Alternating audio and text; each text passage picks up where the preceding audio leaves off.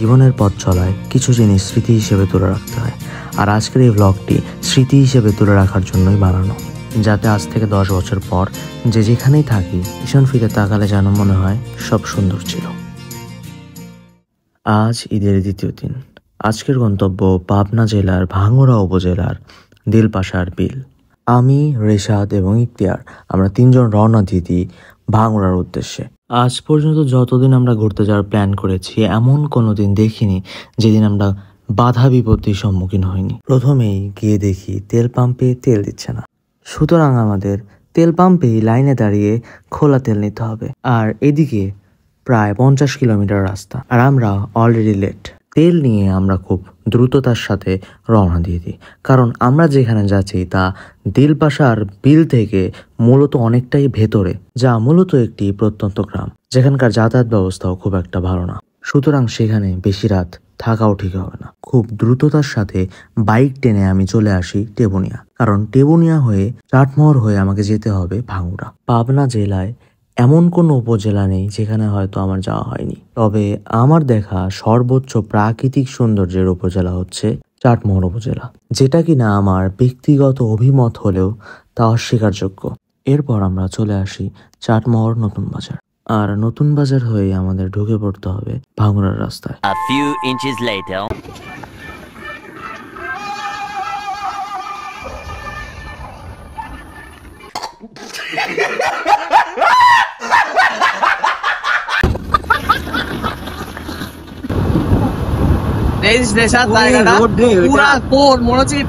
রাস্তাটা করছে এরকম অবস্থা। সেই সময় হয়তো এই জায়গাগুলো আসলে ছিল, বন ছিল, আর এখন এর কাঠটা গুলো দেখতে পাওয়া যায়, পুরা কাঠটা দেখ মনে হচ্ছে পুরা জায়গাটাই বন ছিল, বন কাটে রাস্তাটা উঠছে। অবশেষে চলে এলাম ভাঙ্গুড়া।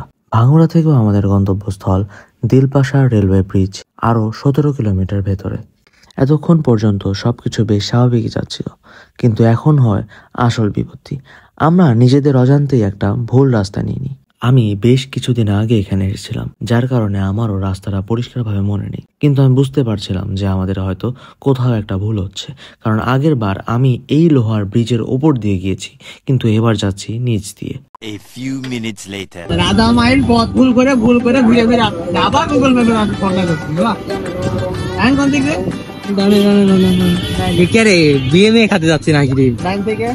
ডান থেকে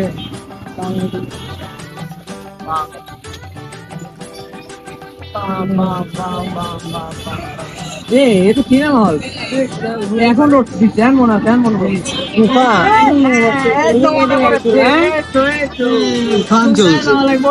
হাতের বামে এখন মনে পড়ছে তো। হ্যাঁ,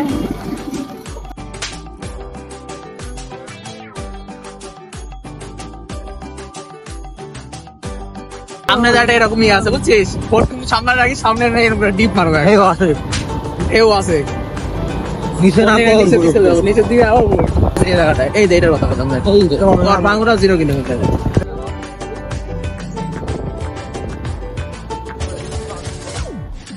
এখন যায় সুরাজলে যাবো এই রাস্তা বরাবর, তাই জায়গা পাই গেলাম, ডেস্টিনেশন দিলপাশা।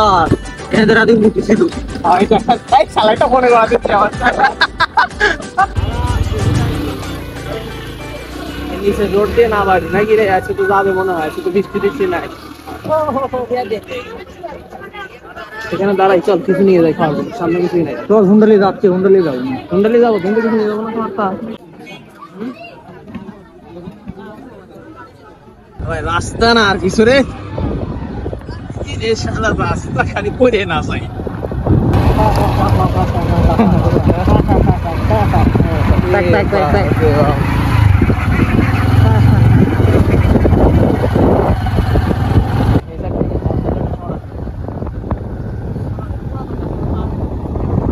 পানি তো আছে, পানি তো যে পারবি না যে পানি নেই আনলো।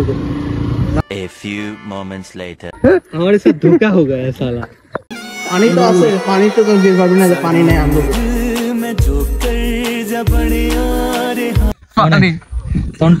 বন্ধু তোমার অনুভূতি কেমন? এসে পুরা ধোকা খেয়ে গেলাম গো। হাউ ডাজ ইট ফিল বন্ধু? তোমার অনুভূতি কেমন? সেই অসম। তোর অনুভূতি কেমন বন্ধু? ধোকা খেয়ে গেছি বন্ধু, এসে এত কষ্ট করে আসলাম। এত কষ্ট করে আছে, সব সব মাটি হয়ে গেল রে।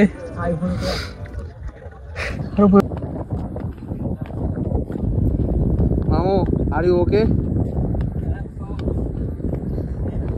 চলো নিচে পড়লে মানে আজকে সান বাসবে না, সামনে তাড়াতাড়ি চল। শালা আগের বার কি পানি ছিল রে, নিচে খালি পানি ছিল। Meanwhile, আমরা তো চলে আসি। কিরে তুই এখন আসতে পারিস নি? মামু তো উঠে পড়েছে মামু। সেটা হচ্ছে যে আগের বার আসছিলাম সেই সময় যে পরিমাণ পানি ছিল, যে পরিমাণে, ওই পানির জন্য আসা। আর এবার এসে দেখি একবারই পানি নাই, পুরা এই জায়গাটা ছিল না, এই জায়গা থেকে পুরাটা পানি ছিল, তখন পানি পুরো জায়গা পানি। শাব্দিকভাবে ব্যাখ্যা করতে গেলে আগের বারের সাথে এবারের আকাশ এবং পাতাল পার্থক্য। সত্যি বলতে বিষয়টা হতাশাজনকই ছিল। তারপর আমরা হতাশ হয়ে হাঁটা ধরি রেল লাইনের সমান্তরালে। তো পরিতাপের বিষয় হচ্ছে যে আগের মতো ওই প্লেস বা ওই মানে পরিবেশটা এখন আর নাই। প্লাস আগে যে পানিটা ছিল সেই পানিও নাই, যে কারণে ওই এই জায়গাটা যে মাহাত্ম সেই জিনিসটা এখন আর নাই। আর সৌন্দর্য বলতে এই যে একটা জিনিস আছে, গ্রামীণ পরিবেশ, একেবারে প্রত্যন্ত গ্রাম। মোটামুটি কত কিলোমিটার জার্নি করছি আমরা? তাও 40-45, না 40 থেকে 45 হবে, কারণ আমার ভিতর টিতর দিয়েছি তো। আর মেইন রোড যেটা দেখা, ওটা তো অরিজিনাল লোকেশন এই জায়গা নাই গুগল ম্যাপে, যেই কারণে মানে পুরা ইয়েছে। এত কিলোমিটার জার্নি করছে একটা কারণে, যে এখানে বিল আছে, বিলের মধ্যে যে পরিবেশটা দেখা যাচ্ছে পুরোপুরি শুকায় গেছে, শুকায় এরকম হয়ে গেছে। আর এখন যেরকম পরিবেশ, সত্যি কথা বলতে ঈদের মধ্যে কোথাও বেরোনোর মতো পরিবেশ নাই, যে কারণে আসা, ওই জিনিসটাও এখন নাই। একমাত্র এই প্রাকৃতিক পরিবেশটা দেখার মতো ইচ্ছা, এখানে দেখার মতো নাই এখন। বর্ষার সিজনে আসা যায়, পানি তখন বর্ষার সিজনে আসলে পরে তখন ঠিক আছে, তাছাড়া অন্যান্য সিজনে আসার মতো পরিবেশ এখানে আসলেও না।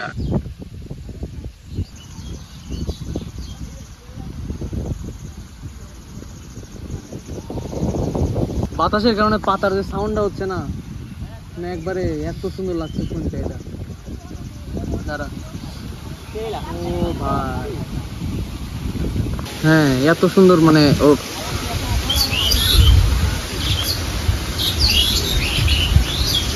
এত সুন্দর লাগছে সাউন্ডটা। এই যে বাতাসের কারণে যে পাতা যে আন্দোলন, যে মানে এত সুন্দর একটা মানে কি যেন বলে, এটা একটা রিদম। এত সুন্দর একটা রিদম বানাচ্ছে এটা, মানে এত সুন্দর লাগছে বলার মতো না। প্রকৃতি আমাদের, প্রকৃতি এত সৌন্দর্য, প্রকৃতি কার বিনষ্ট করলে আমাদের সেটা তো বুঝতে।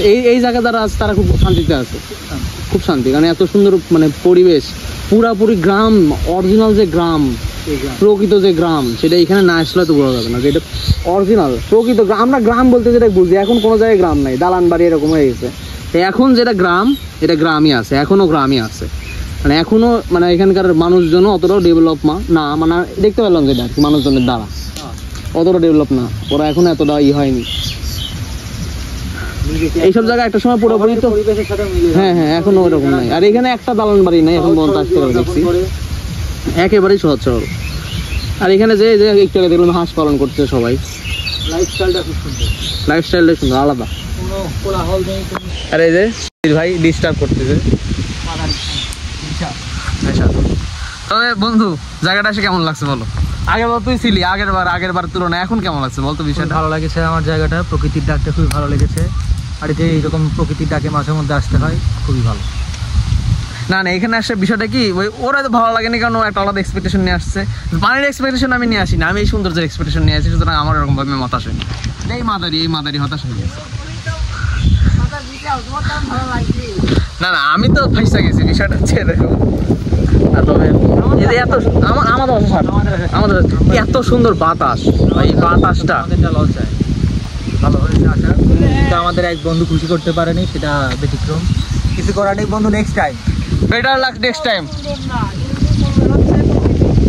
প্রকৃতি আমি তো কিন্তু পুরোটা পানির কথা বলি না, আমি প্রকৃতির কথা বলছি। এই জায়গাটার কথা আমি অবশ্যই বলছি তখনও, যে এই জায়গায় এত সুন্দর একটা জায়গা আছে, প্লাস যে গাছপালা।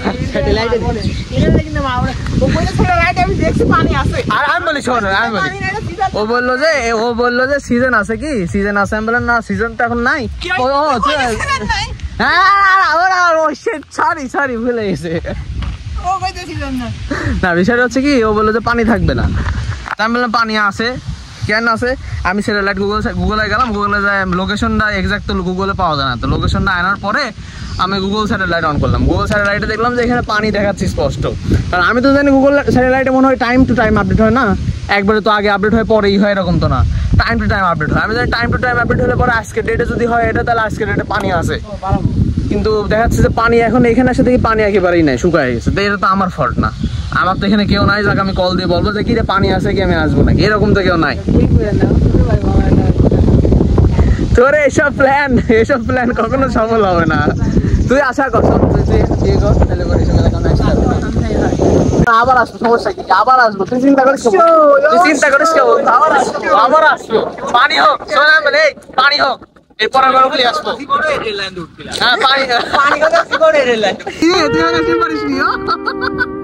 এই শালার জন্য শালা দুজন মরে লাগছিলাম। পার হয়ে থেমে যায়, ওই জায়গায় পানি নিচে এতখানি গ্যাপ পড়লে পরে সব মরে যাবো।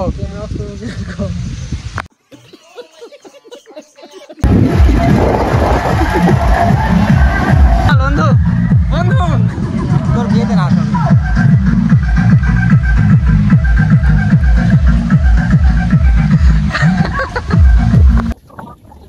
এই যে মন দেখা গেলাম, এটা কি হলো?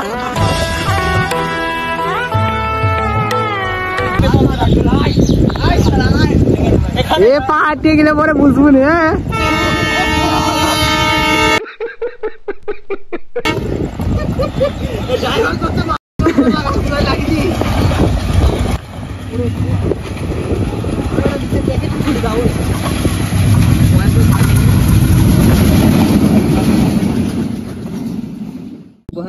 দেখবো যে হচ্ছে এখানে এর মধ্যে কি দিলে পরে কি হয়।